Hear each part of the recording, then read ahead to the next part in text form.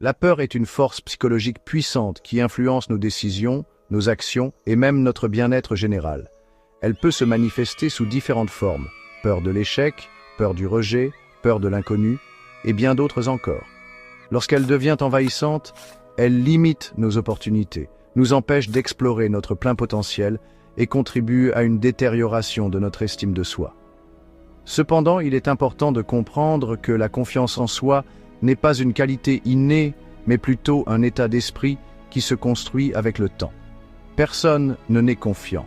Cette assurance se développe progressivement grâce à l'expérience, aux apprentissages et au succès, même minimes. Chaque action que nous entreprenons pour affronter nos peurs renforce notre confiance, tandis que chaque évitement la fragilise. Le dépassement de la peur repose donc sur un processus actif. Identifier ces peurs et les accepter permet de mieux comprendre leur origine et leur impact. Affronter progressivement ces craintes, plutôt que de les éviter, aide à désensibiliser l'esprit et à renforcer l'assurance. Chaque tentative, même infructueuse, est une occasion d'apprentissage et de progression. Prendre conscience des petites victoires permet d'alimenter un cercle vertueux de confiance en soi. Ainsi, la peur n'est pas une fatalité. Elle peut être surmontée en développant consciemment des habitudes et des attitudes qui renforcent la confiance. Dans cette vidéo, nous allons voir comment passer à l'action malgré nos doutes. Si le contenu vous plaît, likez la vidéo et abonnez-vous pour ne rien manquer. L'action détruit la peur. La peur est une émotion naturelle et universelle, mais elle devient un obstacle lorsqu'elle nous paralyse et nous empêche d'agir. Le véritable remède à la peur, c'est l'action. Lorsque vous êtes confronté à une peur, commencez par l'identifier clairement. Quelle est sa source? Est-elle rationnelle ou amplifiée par votre imagination? Une fois votre peur isolée, adoptez une approche constructive. Divisez-la en éléments concrets et agissez, même par de petits pas. Chaque action, aussi minime soit-elle, brise le cercle vicieux de l'inaction et renforce votre confiance en vous. À l'inverse, rester immobile face à la peur l'alimente.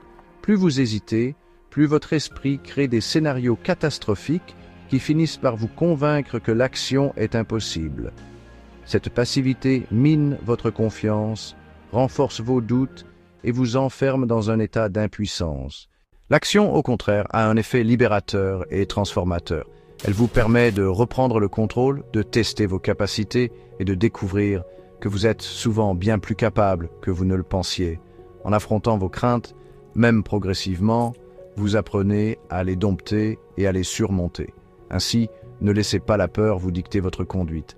Isolez-la, prenez une décision et passez à l'action. C'est dans le mouvement que vous retrouverez confiance et sérénité. Faire ce que votre conscience estime juste.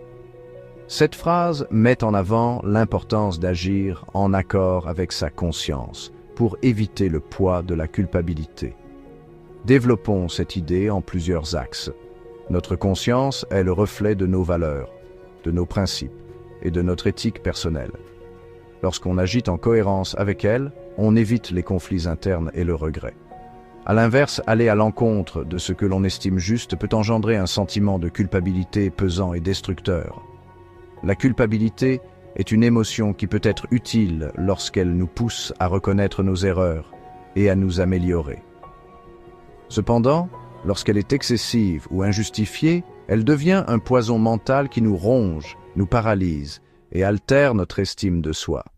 En évitant les actions que nous jugeons moralement répréhensibles, nous nous préservons de cette souffrance psychologique.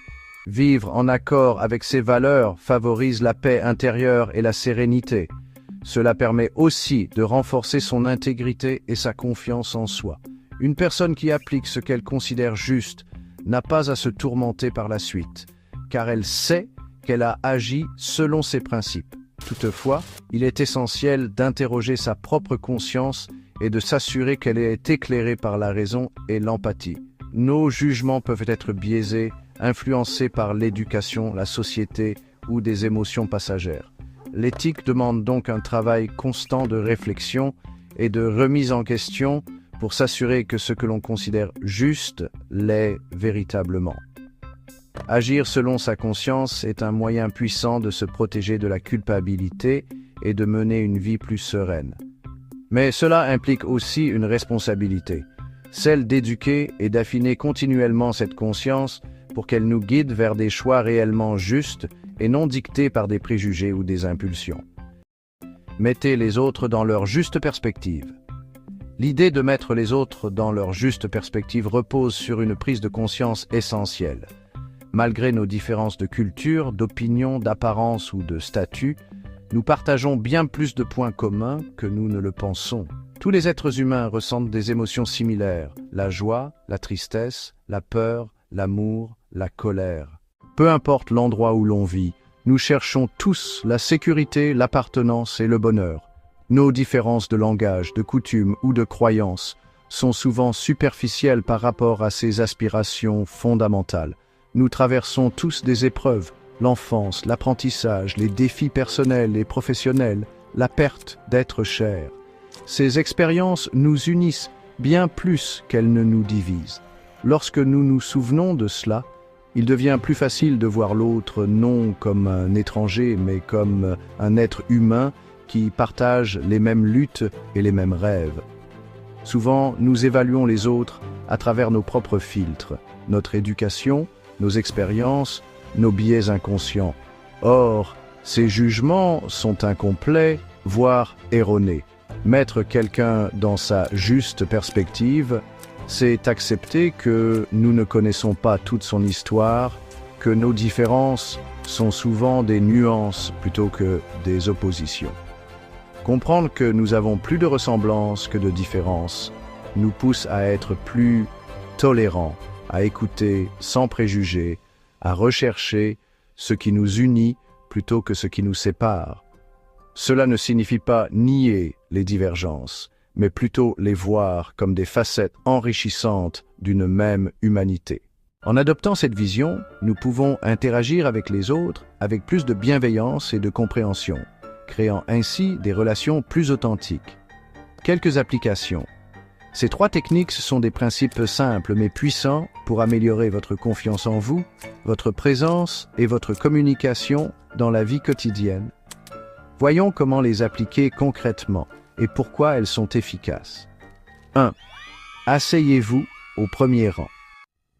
Se placer à l'avant en réunion, en classe ou lors d'un événement montre votre engagement et votre assurance. Cela vous expose plus, mais c'est justement ce qui renforce votre confiance et vous donne une meilleure interaction avec l'orateur ou l'enseignant. Comment l'appliquer?